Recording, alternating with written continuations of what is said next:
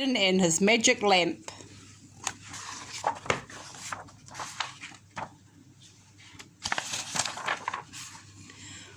Once upon a time in a land far away there lived a boy called Aladdin. Now Aladdin was a lazy boy and didn't like to work. No matter how much his mother scolded, Aladdin would run off and play in the streets with other lazy boys.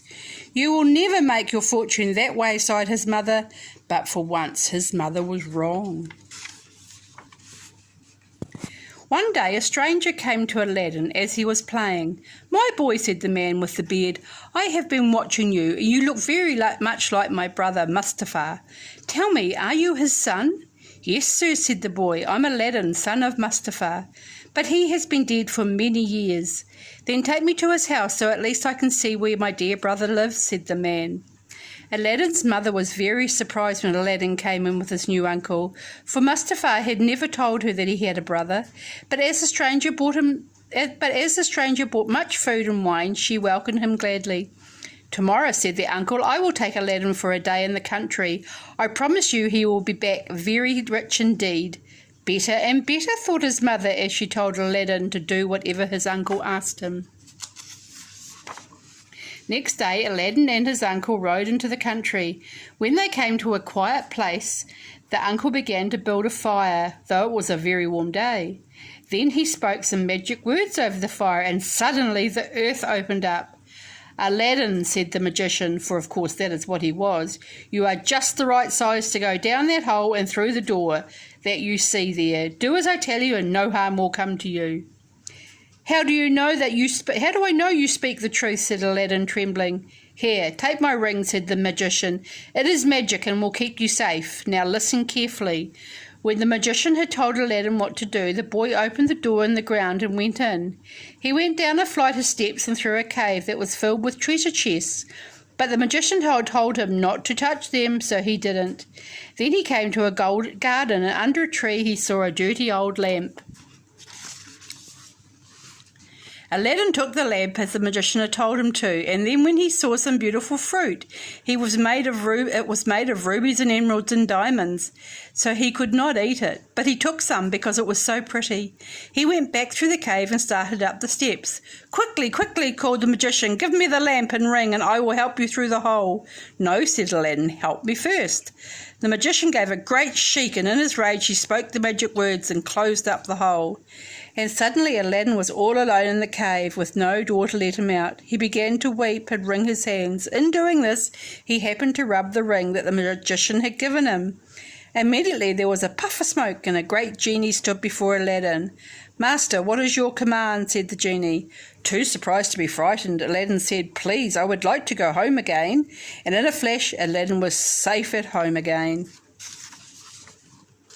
Aladdin's mother was very pleased to see her son again, and he told her of his adventure. "And now," said Aladdin, "I am hungry. My poor son, we have neither food nor money to buy any," said his mother. "Perhaps we can sell the lamp that you found." She started to polish the lamp, and suddenly there was a puff of smoke, and a huge genie, much bigger than the first, stood before them. "Master, what is your command?" said the genie. Aladdin's mother fainted away, but Aladdin, who was used to genies by now, said, "Genie, please bring us dinner." The genie bowed and disappeared. A moment later he was back and with silver dishes of food and pitchers of wine. Aladdin's mother came to her senses, and she and her son ate the best meal they'd ever had. They ate so much that the next day not a crumb was left.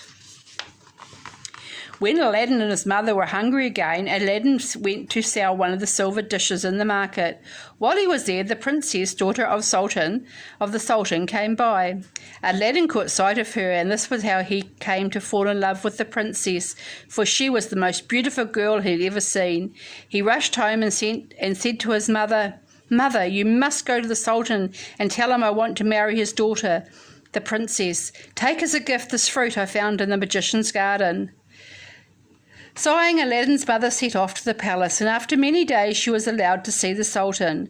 "My son wants to marry the princess," she said. "He sends you this gift of a fruit as a gift." The greedy Sultan gladly took the fruit. "Tell your son," he said, "that he may marry the princess if he will build her a palace just as precious and as beautiful as these jewels." When his mother told him the Sultan's reply, Aladdin at once took the lamp and rubbed it. The genie came, and Aladdin said, "Genie, I want a palace, the most beautiful palace in the world, with marble walls and golden roofs and precious jewels all around the windows. I want servants and coaches and horses for my mother and myself. I must have clothes and many bags of gold." The genie bowed, and a moment later he was back. "Look, O master," he said, and there on the hilltop was the most beautiful palace in the whole world. It was just as Aladdin had ordered it, with marble walls and golden roofs and precious jewels around the windows. The Sultan was so pleased with the palace that he said Aladdin could marry his princess right away. Dressed in splendid new clothes, Aladdin and his mother rode in a fine carriage to the palace. On the way, Aladdin's servants threw handfuls of gold to the cheering people who came to watch. When she saw Aladdin, the princess fell in love with him at once. They were married there and then, and there was splendid feasts with food and drink and dancing and music for the whole town. Aladdin's fame spread far and wide, and presently the wicked magician heard about the boy who had become rich and splendid and married the beautiful princess.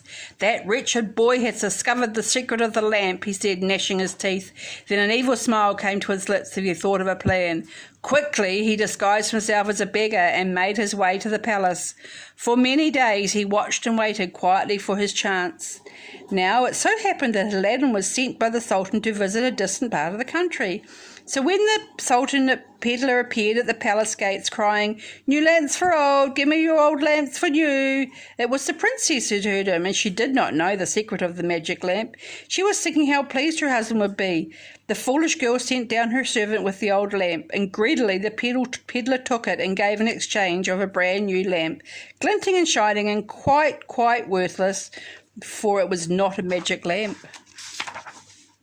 The magician rubbed the lamp, and there was a puff of smoke, and the genie appeared. "Master, what is your command?" the genie said. "Take me and the palace and everyone in it to faraway Africa," said the magician. The genie bowed, and in a flash the magician, the palace, and everyone in it had disappeared from the hilltop. As soon as Aladdin returned, the Sultan told him, "In a flash it disappeared, the palace and everyone in it." "Clearly that is the work of the wicked magician," said Aladdin. Aladdin wasted no time, and he rubbed the ring that the magician had given him long ago. "Bring me back the palace and everyone in it," he commanded. "Alas," said the genie, "my power is not as great as that of the genie of the lamp. I cannot do it." "Then take me to where the palace is," said Aladdin. In a flash, Aladdin was far away in Africa. Aladdin waited until he saw the magician leave the palace. Then he slipped in and found the princess. Fondly they embraced, and then Aladdin said, "Where is the lamp?" "Alas," said the princess, "he carries it always with him." Then he went. "We must get it from him," said Aladdin, and together they thought of a plan. That night the magician came home for his supper. The princess poured him a great goblet of wine. No sooner had he drunk it than he fell into a deep sleep, for Aladdin had drunk the wine. Aladdin came out of his hiding place and seized the lamp. "Take me and the palace and everyone in it back home," he commanded the genie, and in a flash they were back home again.